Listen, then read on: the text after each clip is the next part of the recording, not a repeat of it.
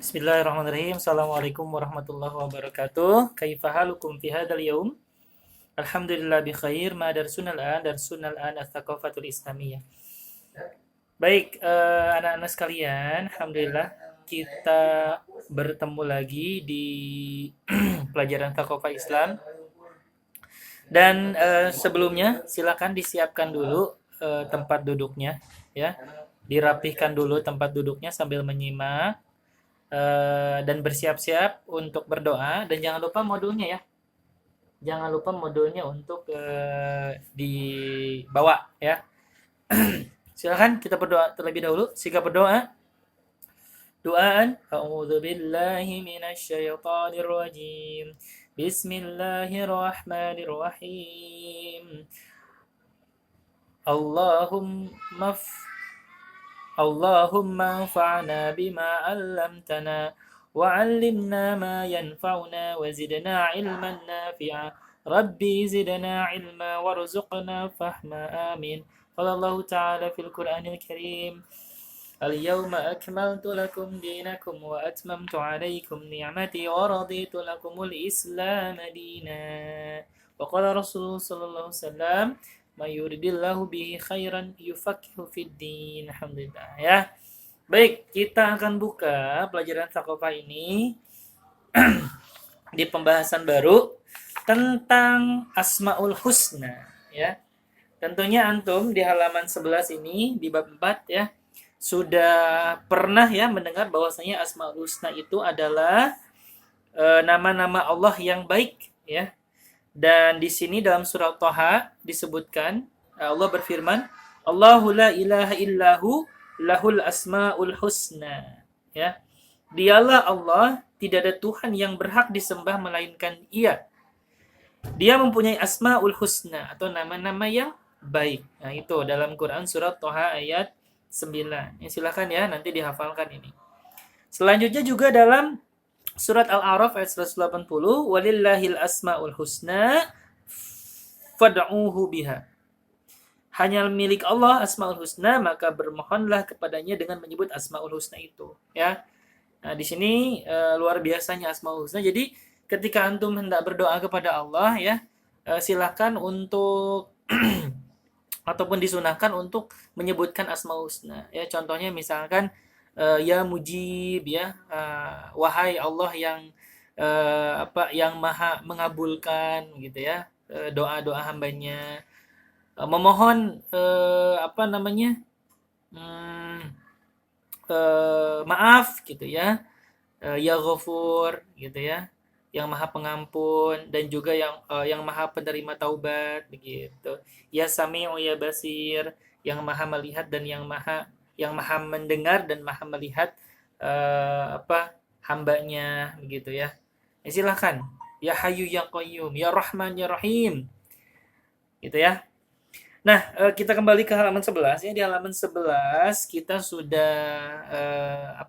belajar sebelumnya tentang bahwasanya Allah itu Al-Khaliq, Al-Mudabbir. Itu juga merupakan salah satu atau beberapa atau dua ya Asmaul Husna yang Allah miliki, nama-nama Allah yang baiknya gitu ya. Dan ketika kita belajar tentang Asmaul Husna ya, ingat, jadi bukan berarti kita meniru sifat Allah. Bukan meniru ya. Kenapa? Karena udah beda jauh ya. Allah itu maha, kalau kita itu terbatas ya. Allah itu maha kuat, kita itu lemah. Jadi nggak bisa kita meniru Allah. Nah, gitu. Jadi ketika belajar Asmaul Husna itu bukan dalam rangka untuk meniru Allah, tapi harus kita lakukan adalah meyakini bahwasanya kita itu lemah dan bahwasanya Allah itu maha kuasa gitu ya. Jadi kita itu berpegang teguh pada Allah. Serta kita tuh harus bersungguh-sungguh dalam mengerjakan amal solih itu, agar Allah ridho dengan kita, gitu ya. Jadi bukan untuk meniru, tapi untuk menambah ketakwaan kita terhadap nama-nama Allah, terhadap Allah Subhanahu Wa Taala, gitu. Baik, kita masuk ke halaman 11. Qala Allah Ta'ala fil Qur'anil Karim, wallahu yahkumu la mu'aqqiba li hukmih wa huwa sari'ul hisab. Dan Allah menetapkan hukum menurut kehendaknya. Tidak ada yang dapat menolak ketetapannya dan dialah yang maha cepat hisabnya. Ya. Jadi di sini di bagian A ini kita belajar tentang Allah Al-Hakam. Gitu. Artinya Allah itu menjadikan sesuatu itu sangat rapi dan kuat, gitu ya. Kemudian Allah juga ya menjadi pemutus segala perkara, gitu ya, Al-Hakam, yang terjadi antara hamba-hambanya baik di dunia maupun di akhirat, kayak gitu. Nah, apa pelajarannya? Pelajarannya jadi Allah itu sudah menurunkan berbagai syariatnya kepada manusia agar manusia menjadi teratur, gitu, menjadi rapi, gitu ya. Bahkan Allah berfirman kalau misalkan kita tuh beriman dan bertakwa, mengerjakan seluruh larangannya dan mengerjakan seluruh perintah dan menjauhi larangan, ya mohon maaf tadi sedikitnya. Nah, itu juga Allah akan memberikan keberkahan yang luar biasa dari langit dan bumi. Kayak gitu. Allah bilang seperti itu. Allah berfirman seperti itu. Maka dari itu kalau misalkan manusia sebaliknya tidak menjadikan Allah sebagai pemutus perkara, gitu ya. Misalkan ada masalah. Nah, selanjutnya Allah juga Allah Al-Hakam itu juga memiliki makna bahwasanya hanya Allah lah yang berhak untuk membuat hukum dan syariat. Jadi kita sebagai hambanya yang maha lemah ini itu tidak boleh berhukum pada hukum selain hukum Allah, kayak gitu ya, kayak gitu. Nah, itu. Jadi ketika kita mengimani Allah sebagai Al-Hakam, kemudian kita harus menjadikan hukum Allah sebagai sumber untuk memutuskan segala masalah kecil ataupun besar, ya. Karena luar biasa, Islam itu mengatur perkara dari bangun tidur sampai membangun masyarakat sampai membangun sebuah negara, gitu. Itu luar biasanya Islam, ya gitu. Nah, itu juga suatu bukti bahwasanya Allah itu maha kuasa, gitu, atas segala makhluknya, kayak gitu ya. Kemudian kita harus yakin dan kita harus menerima, gitu ya, bahwasanya Allah itu merupakan kebahagiaan dunia dan akhirat. Artinya apa? Ketika kita diridhoi Allah, gitu ya, itu merupakan kebahagiaan yang luar biasa, begitu. Walaupun ya terkesan tidak enak, gitu ya, padahal itu baik, gitu. Contohnya misalkan kata Allah, ini perkara sunnah aja ya. Perkara sunnah kata Allah salat tahajud, baik, bagus, silakan hamba-hambaku. Tapi kan kadang-kadang aduh capek, gitu ya, kemudian bangunnya malas, tapi itu baik buat kita. Itu salah satu kemudian syariat dari Allah Subhanahu wa taala. Baik, selanjutnya ada Allah Al-Adlu. Wa tammat kalimatur rabbika sidqan wa adlan. Das surat Al-An'am ya. Kemudian innallaha ya'muru bil adli wal ihsan. Itu dalam surat An-Nahl, gitu ya. Nah, di sini bahwasanya Allah itu maha adil dalam menyempurnakan seluruh ciptaannya, gitu ya. Menyempurnakan langit dan bumi sesuai dengan kebutuhannya, sesuai dengan peruntukannya, kayak gitu. Maka dari itu dalam surat Atin ya disebutkan laqad khalaqnal insana fi ahsani taqwim. Jadi Allah itu sudah menciptakan manusia dengan adil, dengan sebaik-baiknya bentuknya. Bentuknya seperti ini. Itu tuh udah paling pas. Misalkan Ustaz Yasin wajahnya seperti ini, udah pas. Kalian wajahnya seperti itu, sudah pas itu. Yang harus kita lakukan adalah mensyukurinya, karena Allah itu maha adil. Seperti itu ya.